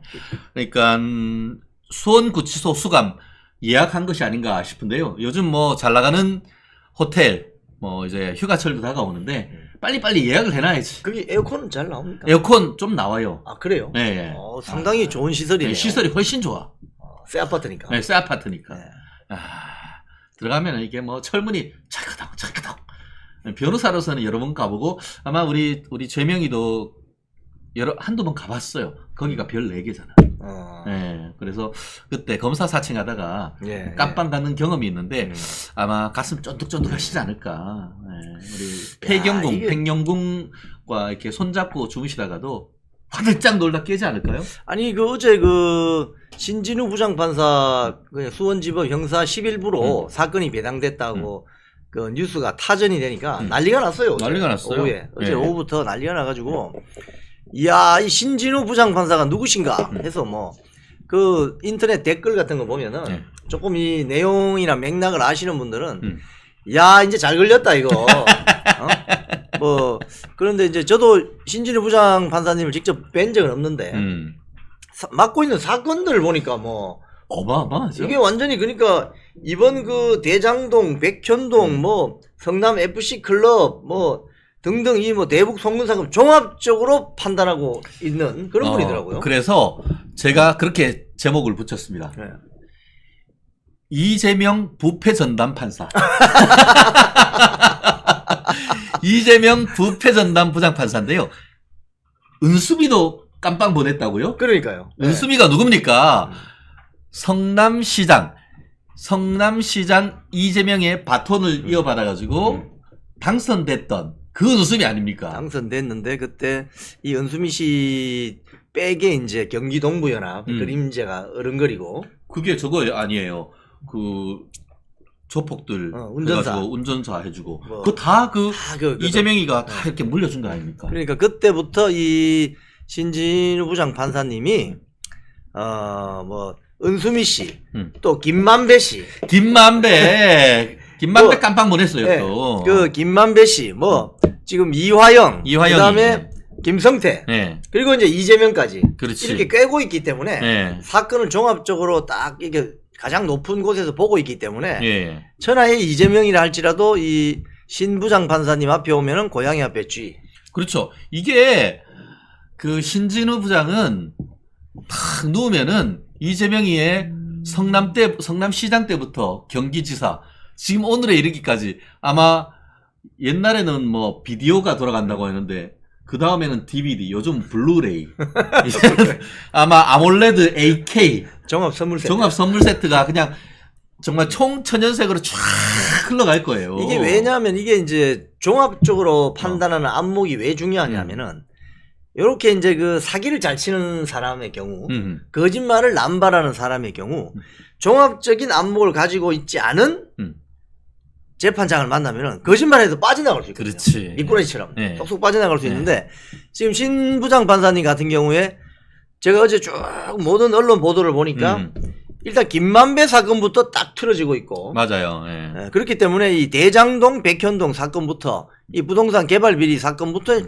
쭉 스크린하고 있기 때문에 어디로 빠져나갈 수 있는 그 길목을 다 알고 계시는 것 같아요. 말씀드렸듯이 지금 이화영 9년 6개월 선고했죠. 그렇죠. 또 그리고 쌍방울 김성태 다가오는 7월 13일 날 일심 똑같은 선고. 걸로 또 선고. 그죠? 이 재판부예요. 네, 그러니까 예. 여기서 이제 다 걸려지게 돼 있어요. 그렇죠. 그리고 또 아까 얘기했듯이 은수미가 이제 그 이재명이 다음에 공천 받아가지고 됐고 그때 이후에 이제 자기 공천법 관련하고 했는데 이제 수사하는데 경찰한테 이게 수사 자료 빼가지고 이렇게 하고 해가지고 그것도 실형 2년인가 선고받았거든요. 이야, 2년씩. 그리고 또 그것 외에 이게 대장동 관련해서 이게 조례 원래 성남도시개발공사 그 만드는 조례 안 된다 뭐다 하고 막 했었는데 그거 관련해 가지고 조례안 통과 청탁했던 김만배한테 징역 2년 6개월 6개월. 선고했죠. 그때 그 법정 구속은 하지 않았죠. 예. 네. 예, 그렇게 했고 그거 관련해 가지고 조례안 통과할 때 있었던 최윤길이 전 성남시 의장. 그때 성남시 의장이고 그때 성남시장이 누구야? 최명희. 그러니까 성남 일대를 그냥 샅샅이다 싸그리 그냥. 근데 신진우 부장이 근데 아시다시피 법원은 인사이동이 있어요. 예. 원래 지난번에 인사이동할 때도 신진우 부장님이 뭐 다른 법원으로 간다는 그런 얘기가 있었는데 배석은 바뀌었는데 신진우 부장은 그대로 있었고 하다 보니까 이게 빨리 안 끝나면은 이게 신진우 부장님이 다른 법원으로 갈 가능성이 없진 않아요. 예. 그런데 옛날에 어떻게 했어? 조국이 재판 딱 되니까 김미리? 하여튼 뭐 미리미리 하지 않으면서 매일 미뤄져지고 조국이 재판 거의 뭐 2, 3년 끌어버렸던 그런 인간을 김명수는 어떻게 했어? 원래는 2, 3년 있으면 중앙법원에서 딴 데 가야 되는데 그렇지. 거기 5년인가 6년인가 보통 한 2년 같은 재판에 네. 해놨던 거 아니에요. 2년 정도 되면 인사이동이 있는데 예. 이게 이제 5년씩 박아놓으면은 그냥 그 사건 뭉개라는 소리거든요. 예. 네, 그런 경우. 그리고 직접 이제 재판하라고 하니까 김미리 부장이 어떻게 했어? 나 건강 안 좋다고 하면서 휴가 내버렸죠. 맞아요. 건강상 휴직해 이유로 버렸잖아. 휴직해버렸잖아요. 그런 일은 없어. 휴직 받아주는 케이스가 없어요. 완전히 짬짬이 해가지고 조국이 방탄 판사가 그런 판사가 어딨어. 완전히 아, 방탄 판사죠. 네. 진짜 그대로 한다고 하면은 진짜 우리 그 신부장님 앞으로 이재명이 1심 판결할 때까지 가만히 있도록 해야 되는 거 아니에요, 그거? 그렇죠. 그래서 이 사건은 보통 사건이 아니고 예. 아주 중대 범죄 의혹이 있는 사건이잖아요. 예. 그래서 이 처음부터 끝까지 큰 맥락과 흐름을 알고 있는 예. 이런 분들이 마지막까지 썸머리를 딱 해주는 예. 이게 필요할 것 같습니다. 이런 게 대국민 서비스죠. 그렇죠. 네. 우리 대국민 서비스는 누가 한다? 이영풍과 최진영이 한다. 우리 멸콩 TV가 합니다. 아, 좋습니다. 좋습니다. 예. 아, 근데 제가 어제 그 언론 보도를 보면서 약간 궁금한 점이 있는데요. 네네. 이거 좀 물어보이소. 예, 네. 이야기해 주시죠. 사건을 배당할 때 그 음. 언론 보도 보면 순서대로 배당을 하니 신부장 형사 11부가 배당이 됐다. 이게 무슨 소리죠? 아, 그게 뭐냐면 사건 배당 시스템이 있습니다. 경우에 따라서는 그런 부분이 예를 들어서 어떤 사건을 특정 재판부에 주면은 아, 이거 뒤에 손 쓴 거 아니냐. 실제로 지난번에 이제 이른바 사법농단이다라고 하면서 그런 부분이 뭐 문제도 되고 해서 기소도 하고 있는데 다 무죄는 나왔어요. 예. 근데 그러니까 사법부에서는 그런 어떤 논란을 피하기 위해서 사건 배당 시스템이라는 컴퓨터 프로그램을 돌립니다. 그런데 서울중앙지방법원 같은 경우에는 워낙 법원이 크다 보니까 이게 그 부패전담부도 뭐 부패전담 1부 쉽게 말하면 부패전담 2부 이런 식으로 재판부가 여러 개 있는데 여기 수원지방법원은 부패전담부가 여기 하나밖에 없어. 아, 그렇군요. 그러니까 이게 부패 사건이잖아. 부패 사건. 제가 예측할 수 있었던 것도 신진우 부장한테 안 갈 수가 없는 거예요, 사실은. 이게 옛날처럼 특수부잖아요. 그죠? 예. 특수 그런 거지. 아닙니까? 특수부에서 온 사건을 담당하는 그렇죠. 그런 재판부기 때문에 결국 컴퓨터에 의해서 배당을 한다라도 이게 부정부패 사건, 죄명이 제3자 뇌물 아니에요. 그렇죠. 그렇기 네. 때문에 그것은 신진우 부장 판사한테 갈 수밖에 사실은 없는 사건이에요. 그러니까 수원지검에서 수사하기를 천만다행이네요. 그렇죠. 예. 그래서 아마 그런 부분이 있어서 지난 그 9월에까지 조사를 해서 이재명이한테 구속영장 청구할 때 수원지법에서 그 사건을 중앙지법으로 이송한 이후에 영장이 기각되니까 다시 이재명이 이 쌍방울 사건은 수원지방검찰청으로 보냈거든요. 그렇군요. 근데 수원지방검찰청과 법원이 우리나라 사법 역사상 굉장히 중요한 역할을 많이 했습니다. 이석기 깜빵 보낸 것도 중앙지법이 아니에요. 수원지방법이에요. 그렇죠. 경기동부연합, 예. 통진당. 예. 그렇기 네. 때문에 수원지방법원의 역할 굉장히 중요하고요. 사실 수원지방법원의 어떤 그 법원 시설이 진짜 끝내줍니다. 전국에서 제일 좋습니다. 왠지 아세요? 수원지방법원이 옛날에는 저쪽 동수원에서 한참 그 인하 아주대에서 쭉 더 들어간 쪽으로 있다가 광교신도시죠. 예. 광교신도시에 광교 호수 옆으로 탁 옮겨갔어. 그래서 그렇군요. 법정 들어가기 전에 이 광교 앞에 있는 호수를 보면서 마음 피고인의 마음에 편하게 해주는 예. 마음을 비우시라고. 이런 사법 서비스까지 피고인의 어떤 심리까지 이거는 해주는 이재명 민주당 대표도 그러면 들어가시기 전에 예. 호수를 보면서 호수를 보면서 마음을 비우세요. 마음을 그냥. 비우세요. 마음을 역시 자 마음 비우는 마음 비우는 거. 예. 요 말씀하신 것처럼 명이 다 됐다 이 생각하시고 마음을 비우시고 편안한 자세로 들어가시면 되겠다. 신문에 보면 댓글들 있잖아요. 네네. 이걸 제가 어제 보면서 쭉 느낀 점 하나가 음. 왜 이재명 당대표나 조국 당대표를 왜 구속을 못 시키느냐. 네. 여기에 대한 국민적인 공분이 어마어마합니다. 그렇습니다. 예. 어마어마합니다. 네. 그렇기 때문에 그래서 꼭 지난 이번 총선이 개판된 거 아닙니까? 그러니까 이게 어마어마해요. 네. 그러니까 사소하게 우리도 뭐 이 운전하다 보면은 뭐 교통 신호 조금 위반하거나 하면은 바로 범칙금. 그러니까 일반인들 입장에서는 사실은 공수처나 검사 만날 일이 별로 없어요. 평생 가봐라 있나? 별로 없어요. 그러니까 경찰관 만날 일은 더 많거든요. 그렇죠. 그래서 일반 우리 같이 평범한 사람들은 네. 경찰 권력이 더 아주 그 위압적인 권력으로 느껴지죠. 네네. 그런데 이제 고위직으로 갈수록 예를 들자면 대형 범죄 그 악들은 검사나 공수처를 만날 가능성이 크죠. 아니, 그래서 이 일반인들은 사소한 이런 규정이나 법을 위반해도 가슴 쫀득쫀득해. 아니, 6만 원짜리 그 범칙금 네. 딱지 닦여보세요. 아, 그 기분 나빠요. 네. 아, 찝찝해. 하루가 네. 찝찝해. 그런데 그렇게 우리는 평범하게 살고 음. 있는데 아니 이재명, 조국 이 두 사람은 뭐라고? 음. 왜 이렇게 구속 수사가 늦어지고 재판은 계속 뭐 몇 년씩 늘어지고 이러니까 이 국민들이 이재명, 조국이라는 이 단어만 들어도 엄청난 스트레스를 받아요. 맞아요. 그래서 댓글에 아 제발 그 인간들 안 보게 좀 해주세요. 그렇게 얘기하지 않습니까? 그래서 국민들이 어제 신진우 부장판사 수원지법 형사 11부로 사건이 배당됐다고 하니까 이거 완전히 막 빅뉴스가 된 거 아니겠습니까? 이게 대한민국 만세 아닙니까? 스트레스를 이게. 국민적 네. 스트레스를 확 줄여주는. 그러니까 안 그래도 열받아 죽겠는데. 예. 날도 더운데 말이죠. 예. 그래서 이번에 이 사건이 좀 빨리 좀 진행이 되었으면 하는 어떤 그런 심정들이 그 댓글에서 다 제가 느낄 수 있었습니다. 맞습니다. 우리 원동우님, 신진우 부장판사님 공정한 재판 해주세요. 나라사랑님, 신진우 판사님 응원합니다. 아 감사합니다. 역시 저희가 이제 사법부의 시간이 된 거죠. 지금은 정치의 시간이 아니고 사법부의 시간이라고 밖에 볼 수가 없는 것 같고요. 어쨌든 너무너무 감사합니다. 참 그래요. 지금 저는 어떤 생각을 하냐 하면은 지난주 금요일 날 이화영이 판결을 9년 6개월 선고받고 그러면서 이화영의 마누라가 앉아가지고 손을 팍 떨었다는 거 아니에요?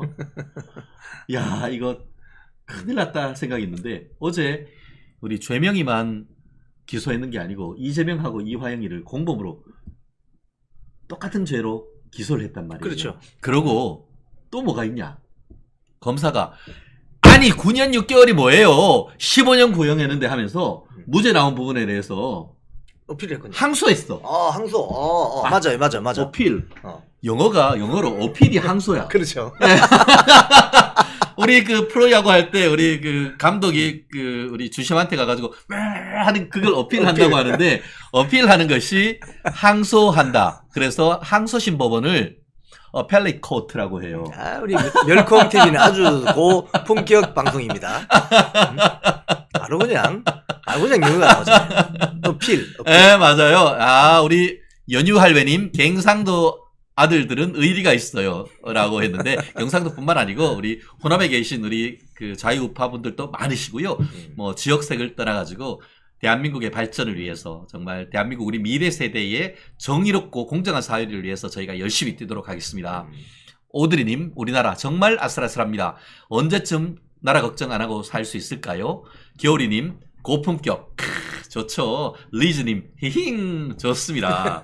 그래요. 좀 전에 말씀드린 것처럼, 제가 왜 이 얘기를 들으냐. 이화영이, 이재명이 쉴드 쳐준 결과가 뭐야? 요 모양 요 꼴이야. 인생 폭망인 거죠. 인생 폭망한 거지. 그럼 이제 진실의 다리를 건너서 다시 와야 되는 거 이게 아닙니까? 이화영 씨가 네. 이제 유동규 본부장처럼 제2의 유동규. 될 가능성이 아주 높아졌습니다. 네. 왜냐하니까 그동안은 쉴드 친다고 예. 한번 법정에 와이프가 나타나서 당신 제정신 차려 이런 이야기도 했고 검찰청 조사실에서 술판 회유 받았다 뭐 이런 또 진술을 바꾸기도 하고 여러 가지 이재명 관련 재판에 영향을 주기 위해서나 또는 재판을 끌기 위해서 요리조리 미꾸라지처럼 빠져나갔는데 결국 신진우 부장판사 임자 제대로 딱 만나가지고 임자 만났네. 9년 6개월 선고받는 순간 본인은 물론이고 그 공판정에 와 있던 와이프까지 손을 파르르 떨면서 느낀 점은 뭘까요? 아, 끝났구나. 더 이상 해볼 수 있는 게 없겠구나. 저 이렇게 되면 판사님에게 판사님이 님자를 붙입시다. 진실을 다 고백해야 되는 거예요. 그렇죠. 그래야만 참작이 됩니다. 정상 참작이. 그래서 지금 또 늦지 않았으니까 있는 그대로 다 진술하시기 바랍니다. 그렇습니다. 우리가 형법에 배우다 보면은 황금다리 이론이라는 게 있습니다. 황금다리 이론. 뭐냐면은 위증을 하고 거짓말을 했다가 진실을 말을 하고 다시 돌아오면 형을 깎아주는, 자백을 할 경우에는 형을 깎아주는, 절반으로 뚝 잘라줄 수 있는 제도적 장치가 있습니다. 그렇기 때문에 그게 진실로 돌아오기 위한 황금의 다리다. 골든 브릿지라고 얘기를 합니다. 좋네요. 네, 저는 이화영이 정말 개과천선. 개과천선이 뭔지 아시죠? 개가 변해서 천사가 돼요. 개도 변해서 천사가 되는데 사람이 황금의 다리를 건너오지 못할 이유가 있겠습니까? 물론 개과천선은 과오를 고쳐서 천선 옮긴다. 그렇죠. 선으로, 그러니까 자신의 과오를 고쳐서 선한 곳으로 옮겨온다라는 것이죠. 우리가 그냥 개과천선이 뭐 개가 변해서 뭐 천사가 된다고 하는데 개도 얼마나 좋아요. 이쁘고 좋은데 어쨌든 지금은 정말 개과천선에서 황금의 다리를 건너서 다시 진실의 영역으로 돌아와야 될 시간이 아닌가 생각을 합니다. 어떻게 보면은 유동규 씨가 쓰레기 먹고 죽어라 라는 소리를 듣고 야 이게 뭐지? 라고 들으면서 개과천선을 했고, 또 쌍방울의 김성태 회장, 지가 그렇게 도와주고 어떻게 보면 이재명이한테 1억 5천만 원씩 쪼개기 후원해가지고 주고 800만 불이나 되는 돈을 해줬더니만 이재명이가 지한테 나의 강도 노상 강도라는 얘기 듣고는 빡쳐가지고 진실 다 부렸지 않습니까? 제2의 유동규가 김성태였고 이제 이화영이 제3의 유동규가 돼야 될 이 시점이다. 지난주에 그 유동규 본부장님을 만났는데 그런 이야기를 하시더라고요. 본인은 1년 정도 수감 생활을 하신 것 같은데 어느 시점에 가니까 내가 진실을 이야기할 수밖에 없는 상황이다라고 느낀 점이 어느 시점 가니까 이제 사용 가치가 떨어지니까 탈탈탈 털어버리고 쌩까더라는 거예요. 그렇지. 그래서 그 유동규 본부장께서 지난주에 이화영 씨나 등등 이야기하면서 저기도 똑같이 될 거다. 그러면 빨리 재판장에게 진실을 말하고 말씀하신 것처럼 골든 브릿지를 건너오는 지옥에서 천당으로 빨리 오셔야 됩니다. 그래야만 본인의 인생에 대해서 책임을 질 수가 있어요. 지금 이재명 당대표가 이화영 개인의 그 인생을 책임질 수 없잖아요. 그렇기 때문에 재판장에게 진실을 고백하는 것이 그게 아마 개과천선의 길입니다. 그렇죠. 뭐 말씀드렸듯이 개도 변해서 천사가 되는데 네, 상사와님, 상피고인들끼리는 배반할 수가 밖에 없다. 그게 죄수의 딜레마죠. 네, 경제학에서 얘기하는 죄수의 게임 이론이 딜레마. 나옵니다. 게임 이론인 것이죠. 아마 그 검찰의 그런 고단수를 여기에서 볼 수도 있는 것이죠. 그럼요. 그렇기 때문에 아마 손잡고 돌아올 수 있는 것 같은데 황금의 다리를 건너라. 네, 허시절님. 역시 힘들지만 지금 이화영 씨나 이화영 씨 가족이 이 방송을 보고 계시다면 참 제가 이 진언 드립니다. 바로 빠꾸 했어요. 빠꾸. 빠꾸 가다가 빠꾸해야 됩니다. 지금. 비앙티님 얘기한 것처럼 이화영이 아직도 저지를 하고 있을 듯. 혹시 찌지 자기를 구해줄 수 있을까 싶어서 얼음 반 푼어치도 없다고 알려주고 싶네요 했는데요. 아마 이 이재명이 유동규에 했는 짓을 본다고 하면은 이화영이도 돌아올 가능성이 있다. 장현재님, 이재명이 재판에 김성태가 검찰 측 증인으로 나오겠죠? 라고 하시면서 또 슈퍼챗 쏴주셨습니다. 너무 감사합니다. 제가 그 얘기해요. 뭐냐면은 이재명이 재판은 생각보다 빨라질 수가 있다. 왜냐?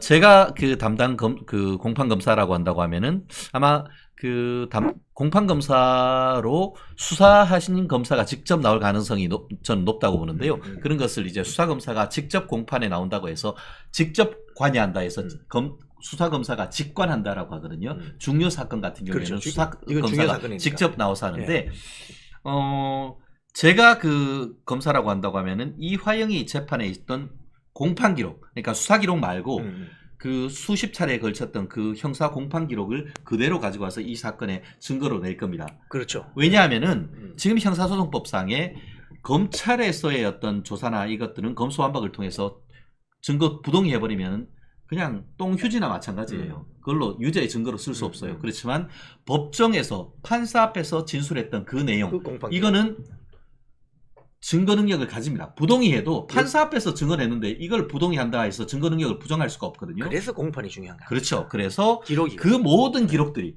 역사에. 어떻게 보면은 이화영이 재판은 이재명이 재판이나 마찬가지. 그렇죠, 이재명의 그렇죠. 재판을 위해서 준비했는 거 그대로 가서 탁 떨어뜨려 놓으면은 그거 부인할 수 있겠습니까? 부인 못하죠. 네. 그 공판 기록이니까. 생각보다 이재명이 다 했다는 것은 그런 거예요.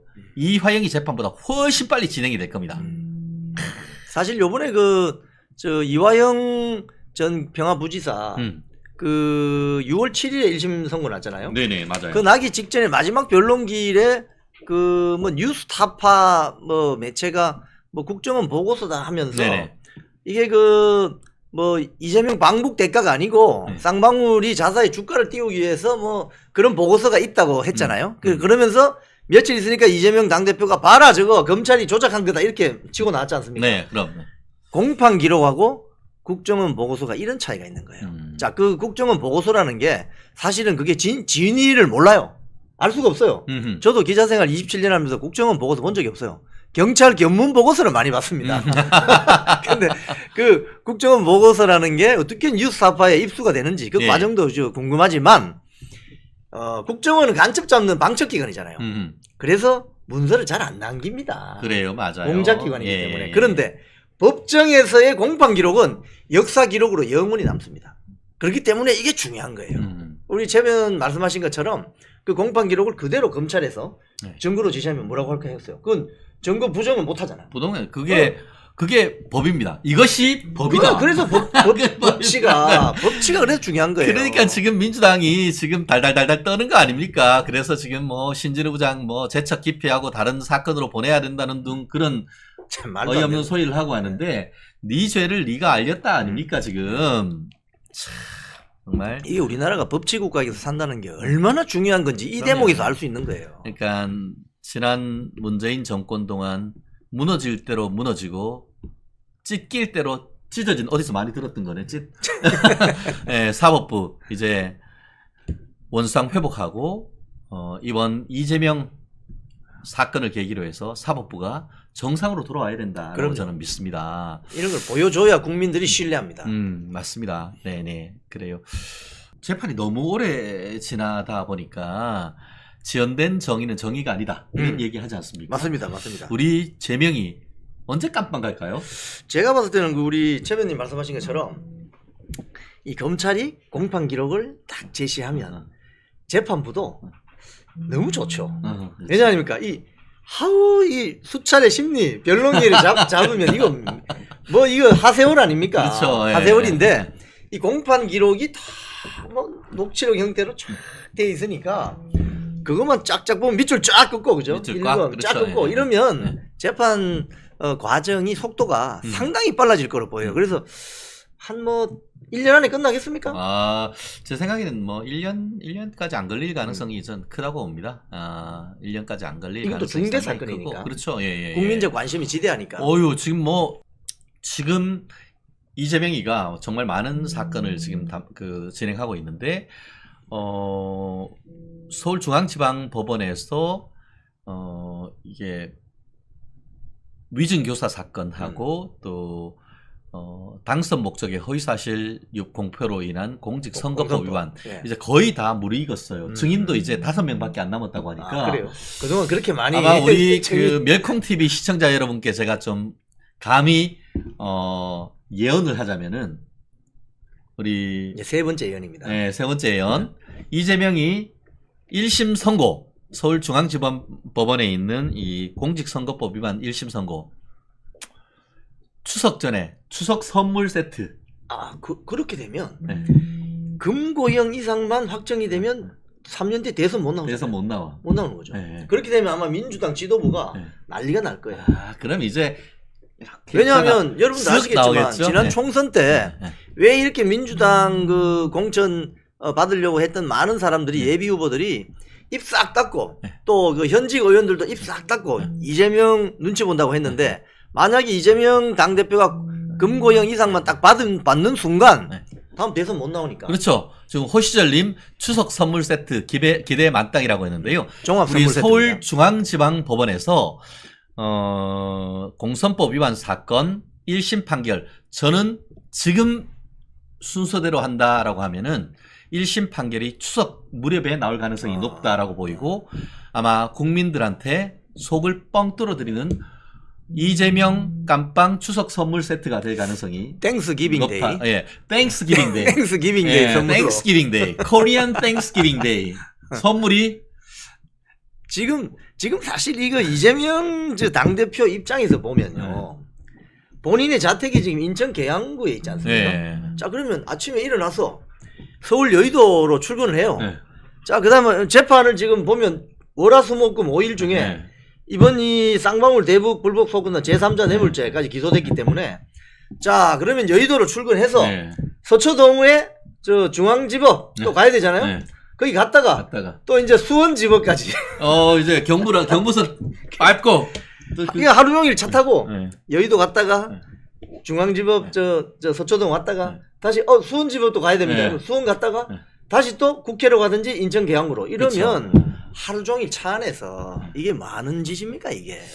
제가 그 서울중앙지방법원에서 수원지방법원으로 가는 차편을 제가 말씀드릴게요. 말씀해 주세요. 그러니까 딱 이제 친절하게. 오전에 이제 중앙지방법원에서 딱 재판하고 예. 그러면 이제 또 오후에 또 신나게 또 수원지방법원 가야 되는데 그러면 이제 서울지방법원 동문으로 나가서 우리 사무실에 있는 교대역으로 쫙 해서 이제 교대역 8번 출구 앞으로 쭉 간 다음에 우리 여기 멸콩 TV가 있는 남부터미널 네. 이렇게 지나서 이제 좌회전한 다음에 양재 인터체인지로 올라 양재 IC로 가서 현대자동차를 보면서 저 정말 이러면서 이제 쭉 이제 가요. 가다가 이제 판교가 오면은 여기가 내가 있던 이 성남시장이었는데 하면서 회한에 잠긴 채로 그 옆으로 빠져요. 수원 쪽으로 계속 안 가고 그래서 옆으로 빠져가지고 어디로 가냐 하면은 그 경수고속도로. 경수고속도로. 네. 경수고속도로가 그래요. 용수고속도로. 이게 용인 쪽으로 가는 그 민자고속도로로 쫙 들어가요. 그럼 이제 서판교를 지나서 이제 쫙 계속 가. 그러다 보면은 광교로 나가는 데서 쫙 나가서 이제 이렇게 쭉 돈 다음에 이렇게 우회전 하면은 이제 광교시가 쫙 보여요. 거기서 이제 다시 좌회전해서 딱 들어가면 이제 법원이 딱 보이면은 가슴이 탁탁 하실 거예요. 그때 호수 한번 보시고. 그렇죠. 야, 이 차가 좀 막혀가지고 맨날 재판 늦을 것 같은데 또 우리 신재료 부장님한테 재판 늦지 말라고 꾸사리 좀 들을 것 같아요. 이게 거기가 차량이 많이 막히죠. 네. 특히 낮 시간대에도 딥다 막혀요. 차가 제법 막힙니다. 왜냐하면 그쪽으로 차가 엄청 다녀요. 네. 그렇기 때문에 그렇게 다니면 하루 종일 그냥 네. 재판 받다가 끝날 것 같아요. 그렇죠. 서울중앙지방법원에서 수원지방법원까지 40km가 넘어요. 그러면은 이야. 생각보다 오래 걸리거든요. 그러면은 이거 완전히 이게 당 대표가 아니고 피고인으로서 직업이 피고인이에요. 당무가 잘 안 될 것 같은데요. 당무에 관심이 있나? 지금 그냥 그러니까 방탄에 관심이 있지. 박찬대 원내대표가 이제 완전히 시급하겠네요. 보니까. 시급하지 뭐. 네. 근데 재밌는 거 아세요? 이화영이 재판하면서 이화영이가 그 검찰에 나가서 이재명이한테 다 보고했다. 그걸 이야기했죠. 그것도 얘기했죠. 그거 다 얘기하고 그리고 뭐 이제 댓글도 그거 있고. 하니까 그 얘기가 나왔잖아요. 민주당 고위 관계자가 이화영이 가족을 만나가지고 회유했다. 그게 박찬대 아닙니까? 그게 박찬대야. 박찬대. 그랬더니만 뭘 시켰죠? 원내대표. 원내대표. 야, 그러니까 지금 이게 박찬대 원내대표, 그 다음에 이재명 변호했던 변호사 5명 다 공천 받았잖아요. 그러니까 변호사는 공천 받아가지고 국회의원 시켜주고 박찬대는 해가지고 원내대표 시켜주고. 야, 이거 좀 이재명이 도와주면은 확실하게 이게 챙겨주네. 이게 이제 사람을 움직이는 3가지 힘이라고 있는데요. 명분, 이권, 폭력입니다. 네. 폭력은 전체주의 국가에서 말 안 들으면 두들기 패는 그거는 그렇죠. 아주 수준이 낮은 이야기니까 예, 대한민국에서 있을 수 없는 이야기고 그건 깡패들 이야기니까. 깡패? 어디 말이 들었다. 네, 그러니까 명분 아니면 이권인데 지금 네. 이재명 주변에 이 포진돼 있는 사람들은 전부 이권 관계로 물려 있는 것 같아요. 그러니까 일단 처음에는 이권이 달콤하니까 공천 준다 하니까 뭐 좋아했겠죠. 그렇지. 그러니까 그 공천 관련해서 뭐 이렇게 해서 형성이 되는 어떤 변호사들, 또 박찬대 원내대표 이런 거 보면은 야, 그 이권 관계가 하나 둘씩 무너지기 시작하면 어떻게 되느냐? 거기 연결돼 있던 네트워킹은 다 무너지게 돼요. 아이고야. 왜냐하면 명분으로 시작했던 사람들은 우리 삼국지에 도원결의 같은 거 있잖아요. 네네. 유비, 관우, 장비 이런 건 이권이 무너져도 꿋꿋하게 버팁니다. 왜? 도원결의했던 사람들이기 때문에. 그러니까. 저는 그래서 명분을 중요하게 생각합니다. 우리 최진영 변호사님도 마찬가지겠지만은 제가 오늘 급히 달려온 게 뭐 이권 때문에 달려온 게 아니지 않습니까? 명분 때문에. 명분 때문에. 우리 의리. 의리 마무리. 그래서 이재명 당대표 주변에 있는 분들이 이권 관계로 이렇게 형성되어 있는 세력이기 때문에 그 이권을 연결되어 있는 그 줄이 하나 탁 끊어지는 순간 무너지게 돼 있어요. 22대 국회 개원하기 전에 제가 그 국회의사당 앞에 가서 혼자서 라방을 좀 했거든요. 예. 근데 그 텐트가 쳐져 있더라고요. 그 민주당 초선. 당선인들. 초선 당선인들. 초선이 71명이에요. 예. 171명 중에 71명이 초선이에요. 근데 이 초선들이 본인이 국회의원 되기 전에 네. 국회의사당 앞마당에 텐트를 쳤어요. 그렇지. 최상병 특검법 뭐 예. 통과시킨다고 하면서. 그래서 제가 궁금해서 가봤더니 사람이 없네. 아무도 없어. 그런데도 없다는 보도도 안 나와. 안 사실. 나오잖아요. 그러니까 이게 뭐냐면 폴리티컬한 쇼잉이 필요해요. 때로는 지금 국민의힘 초선 지금 40여 명 되지 않습니까? 초선들이 나서야 되는 겁니다. 초선 여러분. 근데 어제 동아일보, 중앙일보 보도를 보면은 의원총회 또는 그 특위 만들었잖아요. 맞아요. 거기에 그 초선 국회의원한테 전화해서 빨리 참석하라고 하니까 초선 누군지는 제가 말씀드릴 수 없습니다. 했더니 반응이 앞으로는 저에게 직접 전화하지 마시고 보좌진에게 전화를 하세요. 이랬다는 거 아니에요. 그러니까 야, 이거 뭐 그런 정신 상태로 이 거대 야당을 상대할 수 있겠어요? 몽둥이 어디 있어? 뿅뿅망치 하나. 뿅뿅망치라도 해가지고. 뿅뿅망치 하나 갖다 놔야 그 꿀밤 맞아야 돼. 꿀밤. 진짜. 정신 차려야 돼요. 지금 꿀밤 맞아야 돼. 그래서 지금 그 사실 지금 언론 보도를 보면은 국민의 국회의원들이 경쟁적으로 본인의 1호 법안이라면서 막 내고 있거든요. 제가 생각할 때는 지금 1호 법안 경쟁적으로 낼 때가 아닙니다. 지금은. 지금 어떻게 하면 이 사태를 뚫고 나갈 수 있느냐, 정면 돌파할 수 있느냐, 여기에 지도부에 어떻게 힘을 실어주고, 그리고 이제 용산과의 관계도 어떻게 가져가는 건, 이런 어떤, 하려면 초선들이 나서서 결기를 보여줘야 됩니다. 텐트 쳐놓고 사람이 없잖아요. 민주당 초선들이. 그렇게 하라는 소리는 아니지만 거기에 그러면 맞짱 뜨는 또 다른 텐트, 그리고 풍선 막 달린 텐트 이런 걸 치면 안 되나? 그러면 화제를 만들 수가 있잖아요. 이슈를 선점하고 아젠다를 선점해야만 협상의 주도권을 가지게 돼 있어요. 그런 거 우리한테 시키면 잘할 수 있는데. 그러게. 왜 자꾸 안 시켜주는지. 짜증나. 나갔나? 우리가 잘할 수 있는데 그런 거. 그러게요. 참 속상합니다. 또 근데 이제 최근에 이제 아마 제가 언뜻 본 것 같은데 서울 기준으로 해서 정당 지지율에서 국민의힘이 앞서 나가기 시작했다는 그런 언론 보도도 있는데요. 사람이 바보가 아니죠. 개딸들이야 뭐 이런들 어떠하리 저런들 어떠하리 하면서 하지만 장현재님 또 슈퍼챗 팍팍 쏴주셨는데요. 국민의힘 뭐라도 해봐라. 장외라도 나가서 여론전이라도 해라. 그런 말씀 정말 공감합니다. 저희가 지금 드리는 말씀이 그런 것 아니겠습니까? 여당이라고 하지만 여의도에서는 야당 아닙니까? 이재명이가 대놓고 얘기하잖아요. 여의도에서는 내가 여당 같아. 여의도 대통령. 네, 여의도 대통령 대놓고 얘기하잖아요. 네, 좀 싸우기라도 하라고 좀. 아니면 경상도 말로 사오기라도 해라 좀. 아니 네. 지금 민주당 같은 경우 거대 야당인데 네. 민주당은 서울역 집회를 2번이나 했고 예. 조국당은 삼각지 집회를 2번이나 했습니다. 예, 예. 생각해보세요. 야당인데 거대 야당인데 왜 자기들이 나가서 정당 주도로 집회를 합니까? 그러면 소수 여당은 뭘 해야 되느냐? 아니 맞불 집회라도 좀 하시라고. 네. 맞불 집회라도. 그래야 국민들이 좀 진정성을 인정을 하죠. 근데 이 국민의힘 국회의원들은 밖에 나가서 장외 집회하는 거 상당히 거부감이 있는 것 같아요. 왜 그럴까요? 해본 적이 없었어. 해본 적이 없어서. 해본 적이 없었어. 뭔가 좀 양재에만 살아서 그래. 양재에서만. 그래서 쉽게 이야기하면은 야외 장애 집회하면 제일 필요한 게 뭔지 아세요? 생수하고 모자입니다. 생수하고 모자를 쓰시고 한번 쇼잉을 해보세요. 우리가 우리도- 이영풍 기자님이 해봐서 아는데 이거 아니에요. 우리는 자주 해봐서 알죠. 그래서 그 현장에 나오는 국민들하고 국민들 손목도 좀 잡고 대화도 하고 그렇습니다. 그래서 공감하는 정당이 돼야죠. 그렇죠. 예, 웰빙 정당이 아니고 낮은 대로 임하면서 공감하는 정치 해주셔야 됩니다. 호시절님 생수와 모자. 아, 참. 이 길바닥에서 정말 고생하셨던 그런 어떤 키워드가 아니 다 옛날에 생각이 그 나네요. 박근혜 대통령 때는 천막 당사 이런 것도 만들어가지고 그러니까. 그 오래전 사진 보면은 천막에 그냥 앉을 데가 없어가지고 누추하기 짝이 없는 그런데 앉아서 밤샘 토론하고 했다는 거 아닙니까? 그래가지고 국민들한테 다시 한번 선택을 받았던 거 아닙니까? 요번에 그 언론 보도를 보면요. 그 당시 그 11일입니까?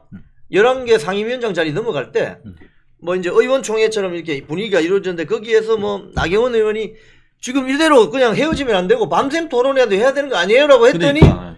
뭐 의원들끼리 눈을 꿈뻑꿈뻑하면서 아 무슨 또 밤샘 토론이야 밤샘 토론이야. 이런 이야기를 했다는 보도가 있습니다. 아유. 이런 정신 상태로 어떻게 거대 야당하고 네.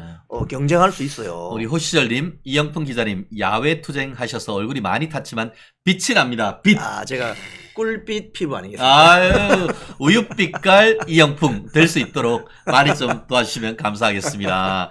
벌써 10시 4분을 지나고 있는데요.